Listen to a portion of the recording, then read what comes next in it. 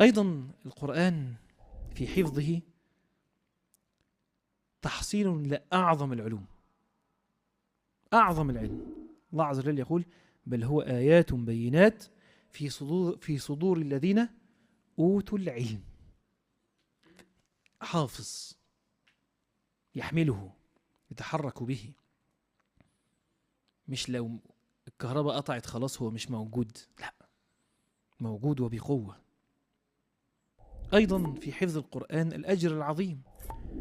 قال الله عز وجل: إن الذين يتلون كتاب الله وأقاموا الصلاة وأنفقوا مما رزقناهم سرا وعلانية يرجون تجارة لن تبور. بالمناسبة يتلو الكتاب تلاوة وقراءة، ومن الإحسان فيها أن تكون حافظا. وبالمناسبة العرب قد يقولون هذا قارئ لكتاب الله، يقصدون حافظ، لأن بالمناسبة قارئ لكتاب الله إيه؟ قارئ يعني عارف قرآن، مفيش مصاحف على أيامهم، فاللي يقول لك ده قارئ من القراء اللي هم مين؟